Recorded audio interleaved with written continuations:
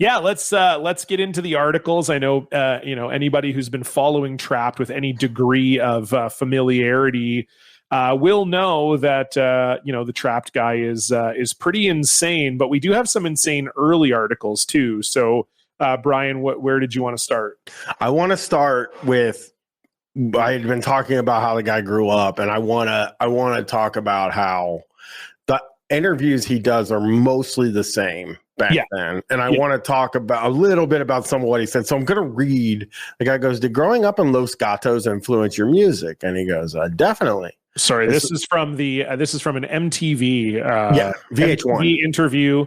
It's Trapt Face Forward. The Snowcore boys prove their parents wrong, praise Pink Floyd, and reveal the tricks that go on backstage. Snow Poop Core. Chris Brown, definitely it's the reason we're called Trapt. Growing up, being 16, you don't want any restrictions on you. When someone tells you not to do something, you immediately want to go do it. Now, here's where I think a little bit of self-mythologizing comes up because, yes, I grew up in a privileged suburb. Anybody can look that up and anybody can know. He goes, you're put on, and this is the least rock and roll guy of all time. He goes, then you get into trouble for it. If you do things and the law catches up to you. Insane. He is saying that because it makes his. They were chasing him down. He was a real gunslinger that Wyatt Earp was trying to track across the American West. He makes it sound like the cops wouldn't have just known where he lived if they found out. You're put on probation, grounded, and you feel it's you against the world. It influenced a lot of the lyrics to our early stuff, but then you grow up and realize this is so lame, so fun, that it's not the rest of the world that has the problem. It's you that has the problem. So you learn to live with the system and work it out and have fun, while at the same time abiding by the laws. You deal with yourself and you can start dealing with the outside world. Embarrassing sentence about the whole you learn to live within the system. It's like, ugh, okay. I'm not rocking to that, brother. No, me neither. I loved this article. I loved because the start of it is amazing. It's literally the first line of the article. Chris Brown, lead singer with Trapt, frowns when it's put to him that lots of guys join bands to attract women. Some of them, he replies, start a band because they like music. That's so cool. It's like, shut up, you fucking loser. Also, it stands to note, handsome guy, okay? Especially back then. You watch the old Trapt music videos, he's a good-looking guy with a chiseled jaw, also complaining about, I grew up in this great neighborhood. I was the high school football star. For sure, he's fucking a bunch of chicks. And those are his words, not mine. And definitely, and he's acting like, no, I'm just doing it for the music, man. It's like, this guy's a big chicks dude. There is, oh my God, there is where he goes, do the Waif like girls? And first of all, this is so funny. Video has a bunch of hot model girls in it. Yeah, the main girl in the Echo video is Michelle Trachtenberg, who you may know from Buffy the Vampire Slayer. She also played Harriet the Spy in the Harriet the Spy movie. And then as she aged into being an adult, she was a model and considered to be, a very hot it girl of the moment. He goes, do the waif-like girls in the Echo video reflect your taste in women? Waif-like? I don't think they're that thin. They're normal-bodied girls. And then Simon goes, yeah, I mean, they're hot chicks. And then it's so embarrassing. Then VH1 goes, knowing it's going to make him sound like an idiot, goes, define hot. What turns you on? He goes, there's not really one thing I look for. Once a girl's hot, she's hot.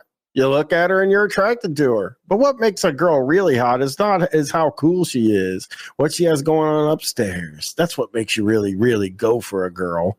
And then Simon goes, I would agree with that. I would also say that a unifying factor amongst all men is, and Chris goes, she has to have a great ass. And then Simon says, exactly, a slamming booty.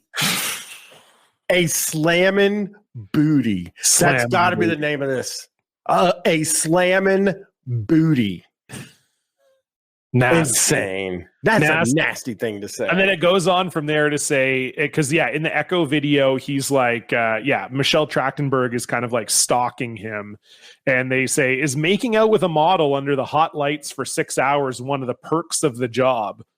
No. I was rolling around on the beach for hours with Michelle, and it was definitely a chore. We used like 2 seconds of it in the video. So it was like the most pointless thing.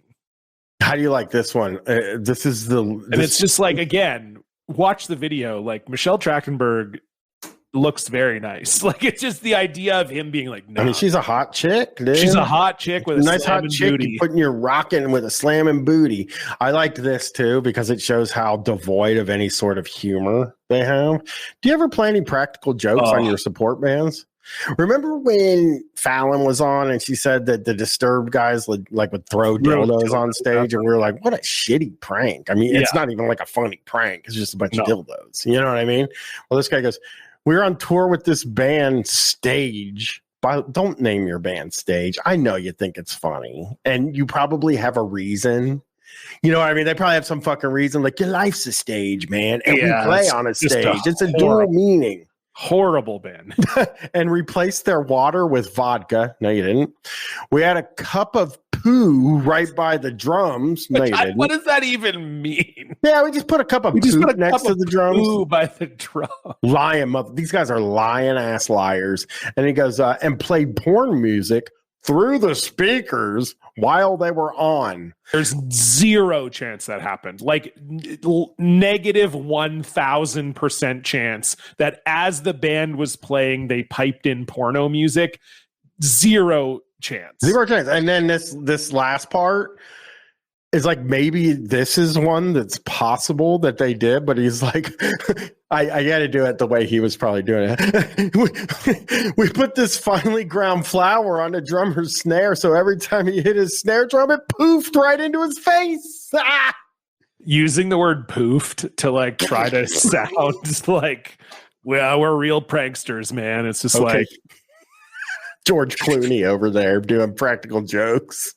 None of those happened. The poop one definitely didn't happen because anybody who's performed at any venue and talked to the people that run the venue know that if you put a cup of poop on stage, they're kicking you right the fuck out. You're going to be allowed to stay for the rest of it. There's no way there was a cup of poo on the stage. No poop on stage. But anyway, the porn music one is also stupid, but that finely ground flour one is a guy like really in his head, like, this is the funniest shit I ever did, man. Dude. This was a good one. And then you hear it and you're like, okay. He got powder on himself? Ah. So dumb. The only other one I had from this article was just kind of like exactly what we were saying earlier, where it's just like, it sounds like a pretty good life, right? Like he says, he talks about the album cover, the guy mowing the lawn, blah, blah. And then VH1 asks, do you ever have nightmares that you'll turn into that guy on the cover? Chris, in these walls, we imagine ourselves being 35 and taking the safe route, finishing up my mechanical engineering major at UC Santa Barbara and going to work for my uncle. I did a 9-week internship and it was the most boring thing I've ever done in my life. I worked 9 to 5 every day and I commuted 45 minutes in traffic every day. I couldn't stand it. It was good to go through that and see what I was missing, and I wasn't missing anything. Can I tell you what makes me the most happy? Oh, never mind. I thought it was called In These Walls. I was like, so when you search that, a Machine Gun Kelly song comes up instead of Trapt, but I got it wrong. I do have a few more things from here that I'd like to. The MTV article? Yeah. Because there's a few things. This whole article it's one of the best articles we've ever read. There's a few things that and I'll get through it as fast as I can. Oh, it's all good, yeah. But this is such a conservative thing. Janet Jackson's breast-bearing incident really has the moral watchdogs out. Have you guys ever been the victims of censorship? No, we've said everything we wanted to say, and we haven't had anyone to say not to. That's the good, Simon. That's the good thing about this country, Chris. No one can tell you not to say something, but they can definitely knock you off the air because it's their station. Like if you say something I don't want you to say in my house, then I'll kick you out of my house. I have every right to, but you can go on the street and say it. Howard Stern can go out in the streets of New York with a little speaker and say what he wants to say. But if he says something that Clear Channel doesn't want him to say, then he's going to get suspended. It's their station. They pay for it.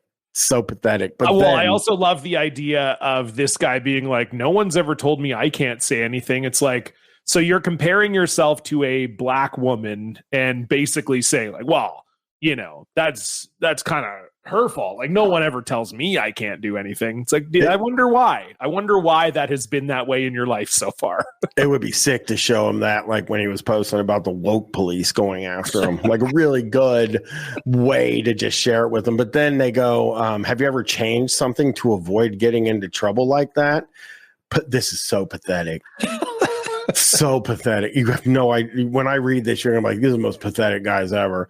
The only thing I've changed is on Headstrong. I used to say fuck off. Then I started thinking, there are kids that listen to our stuff. Do I want to say it's okay to fuck off to everybody? There's probably a better way to say it. And back off is the same as F off to me. So it got changed. By the way, he doesn't say fuck in this thing. He says F off. Yeah, back off is the same as F off to me. So it got changed. But there was no influence from anybody to tell me whether I should say F off or back off. It's like, first of all, there was. Why would he change that if nobody told him to? And it's because it's a radio hit, and the label probably told him not to change it so that they can make it the radio song. It's also just like this guy paints himself as sort of like a badass guy, but then is also like back off is the same as fuck off to me. It's like, who thinks that? Who would think that those are the same two things? That doesn't make any sense. Yeah, and that's all I got from that article. Those two articles, I mean, most of what I have from the second article is a lot of the same stuff I'm looking at now. So if you got stuff from the AP article, then yeah, well, this one is from this is from the AP. It was printed in the South Coast Today by Karen Rousseau. It's from May 20th, 2004. And it wasn't like it wasn't really like that notable, other than the people like go right at him and they're just like, you dropped out of college to pursue your dreams. Did people think you were crazy? We definitely kept the college thing going until the last second. So he wasn't that no fucking struggle again. Yeah, we kept it going until the last second, but at a certain point you have to go for one or the other. Really, you can't do what other people expect of you. But how I'm reading this is I went to college until I got a record deal. And then when I got a record deal, I was like, okay, I could leave college now. And then the interviewer asks, you grew up in ritzy suburban Santa Barbara. Were your parents mad when you became a musician? Chris, pretty much the experience was to have a safe route and a guarantee. Any parent would do that. The chances of making it in a band are slim, but you just have to believe yourself. And it's like, okay, well, if you had the safe route, once again, if there's a safe route that's there for you, you didn't really take a big risk. You didn't take a hard route. You didn't take the road less traveled or anything like that. I like this too. What's it like growing up in the suburbs? I lived in the suburban C in Los Gatos, this sheltered and privileged area. You get a lot of authority figures who will do anything to mess up the kids' fun. It's harder to grow up faster in a place like that. You definitely get frustrated. My parents would work and I would have people over after school and the cops would come over just to see what's going on. You get in trouble. I got in trouble with the law. It's like, no fucking way. You're saying that you were partying so hard at like 3:30 in the afternoon that the cops were coming over? Like, what he's saying is my neighbor growing up was a police officer, and when he got home from work, he said hi to me. This is me and my friends. John, this is really weird to me, and I have to. AP says Trapt's website asks for fans to send in their stories. Yeah. What do you want them for? And he goes, if I have insecurities or problems that happen to me, I write lyrics about them, and that's my kind of therapy to help me through my problem. I want to see how far our fans deal with their problems and different things that they go through. Just kind of listen to their stories and maybe find some of the best stories out there and visit these kids and get to know them.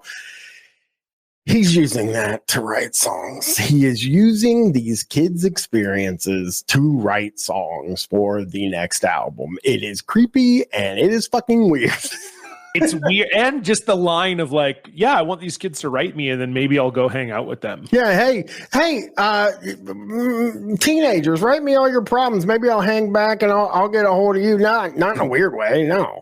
Just I imagine he just like shows up at a kid's house. He's like, so you wrote me a letter about, how your parents got divorced and you haven't talked to your dad in 3 years. Can you just tell me a little bit more about, like, he's interviewing like a news reporter. Can you tell me a little bit more about that? You know what it reminds me of is the Limp Bizkit guitar, was the Guitar Center thing where they were like, these guys are having like the best guitarists across the country come and try out for the band. How do we know they're not going to use their riffs? Because Wes was out of the band, and it's like, yeah, we don't know that actually. Yeah. Like, I'm a big Limp Bizkit fan, but I agree with the question.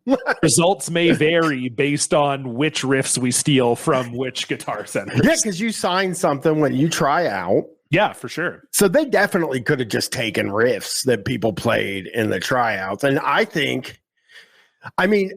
being charitable when I say that he did this so he could get subjects to write songs about. If I was being uncharitable, I would say it's very creepy what he's doing, and that I would love to. Let's see what he was emailing back and forth with those kids. I guess it's just weird. Yeah. It's not something I would never encourage teenagers to email me with their problems. Well, and a submission form on the website. It does seem like the interviewer has kind of zeroed in on that too, right? Like, she's asking them, like, why do you want them? Yeah. Why would you? Why is there a form on your website that people can write in with their problems? Like, why do you want that? John, would you ever in a million years be interested in a teenager's problems? Well, as a high school teacher, I kind of had to be sometimes, but outside of that, but even then, sometimes you're like, I don't want to know this. I can't stop talking. Well, for me, what I'm saying is that, like, I don't think there's any practical reason for me to know some teenager's problems. No, totally, 100% not. And I think it's weird to want to know that. Well, it's just like it's the same kind of thing where, like, we would get, because the discipline for teachers in my old school district and in my province was dealt with by the teachers themselves, like by the teachers union. So they had to publicize. They would have to publicize, like, when people got in trouble, like when they got suspended or expelled from teaching or whatever. They were forced to, like, write about it in a magazine that we got, like, every quarter. And, like, some of the reprimands would be like, teachers were going to, like, high school parties, basically. Yeah. And it's like, and it's not even necessarily that they were, there was no, like, assault or anything like that. It was just like they were going to high, and I'm like, what fucking adult in their right mind wants to go to a high school, even putting aside the, like, that it's wrong and it's like a violation of your job, like, even putting that aside, what 25-year-old person wants to go, like, or older, however old they are, but usually, like, the youngest you are when you're teaching is like 24, 25. So even when you're like 24, what 24-year-old in their right mind wants to go to I'd rather die than go to a high school party. It's like, and I mean, what are you talking about? If a teenager comes to you that because they trust you with their problems, that is a way different thing than asking teenagers that you don't know to send you emails with their problems and having a form on the site. Even if you're a teacher and you're like, hey, just so you guys know, like, if you have any problems, send me an email.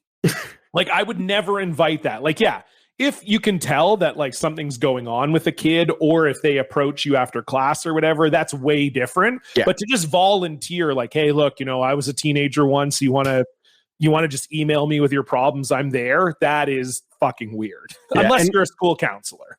And really, the last thing I have was from the RAD article. Yeah, this is by Mark Sergi from RAD from December 16th, 2003. So this is only like a month after the album comes out. This is also a very telling answer from Chris. Yes, and I think I know exactly the one you're going to choose, and I cannot believe he said this.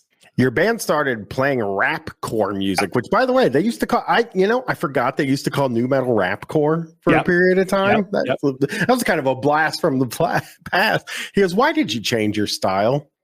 We rapped a little bit when we first started. We used to play with Papa Roach, and they did some rapping. So when they switched their style of play, we kind of followed their lead and got away from it. I cannot believe he just said that in an article.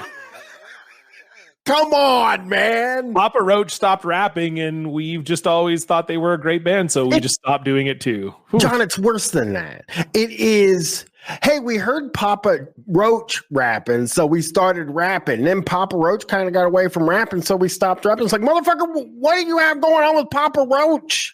You just follow Papa Roach's lead. They're your fucking leader. And you know what? To be honest, Papa Roach is a band that you could tell influenced the fuck out of these guys. Absolutely. Yeah. I don't remember if I liked Infest or not, so I'm not ready to goof you on did like Papa Roach. Yeah. Oh, we both did. We both liked Infest. Okay. Yeah. Why following Papa Roach like that? You know, when Papa Roach stops doing something, it's already too late. You know what I mean? Like Papa Roach isn't like a hip band or anything like that. So no, I don't know. Very weird. Very fucking weird guys, man. But then the other stuff is this. We've talked about a lot of the other stuff on the show. Yeah, it's So most of the other, I had 3 other articles. All of them are basically about Chris Taylor Brown's like late career, like very weird, like online career. Trapt has been kicked off of Facebook and Twitter. They started posting on Truth Social and Rumble. Are they still on there? I don't even know. But there's just some really funny stuff on here. Like this this headline alone is just so brutal. It's from Loudwire in 2021.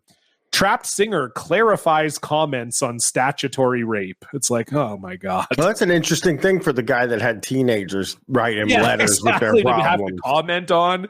Basically, he was saying the joke that he made was about like female teachers who had been arrested for having sex with their male students. And then he was just like, if that was my kid, I would high five him, you know, like that classic, like grossness. But this one, I kind of thought like, yeah, most of it is really gross and we don't really have to go over it. But this is just a very funny post in general. And it's not super like gross. It's from Trapt Official on Facebook. And he writes, and this is from, I think, 2015. If you are actually a real fan of Keeping Up with the Kardashians or the Enter City Here Housewives and don't just watch it to laugh at them, then please move out of this country. You are destroying it. Oh. To idolize people with no particular talents who don't use the money their fanatics make them for any real purpose other than showing it off is exactly what is wrong with America. Go ahead. What do you use your money for, sir? Yeah, except he doesn't have any. Yeah, that's a fair enough point. He's got his like per diem. He gets $20 a day to eat while he's on his crappy tour. It's devolution. These people have money to burn, yet they do not do great things with it. Buying flashy things just to show them off. How is that fulfilling? We get it. It is. They flaunt big mansions, flashy cars, and a lot of pointless drama in their lives, and people watch it, hopefully to laugh their asses off. Well, those flashy things will be forgotten next month, and they will have to buy new flashy things and fight over who is more flashy. Set an example with your fame and money, damn it. And then he signed the post, CTB, after watching Bravo for 20 minutes today. Ugh, why? How? Hashtag my brain hurts now. After watching a marathon on Bravo today, but not wanting to admit that, he wrote that post. I mean, and by the way, expensive things kind of fucking rule. That's why they're expensive. But it's they're expensive because they fucking rule. Well, it's also for me, this post is just such a classic. Like he thinks he's being a smart guy. It's not about like. it's actually not about what he's talking about at all. He doesn't actually have those opinions about rich people. He thinks that like this is intelligent cultural criticism that he's doing. And that's why he's saying it. He's smarter than like his fans are probably dumber than the people that watch that crap, you know? Yeah, so totally. Yeah. What a fucking dumbass this guy is. This band, I hate this band.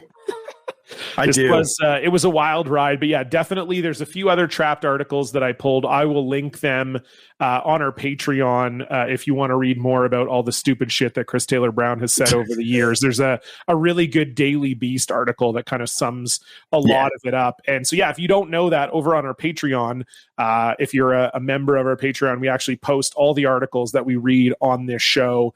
So you can check that out. We also do 3 bonus episodes a month over on our Patreon. It's patreon.com/the P.O.D. Kast with a K, like the band Korn. You get 1 full-length bonus episode and 2 short bonus episodes every month. The full-length one is always about an album. Last month, a lot of people, Bryan, saying it's an all-timer, one of their favorite episodes. David J. Roth from Defector Media joined us to discuss Godzilla, the album. We went off. The episode's almost 2 hours long. Bryan and I fought on it. It was a really good time. So yeah, we've also have an exclusive Discord that you can get into, merch discounts, video versions of our bonus episodes. It's all there. Patreon.com/the PODcast.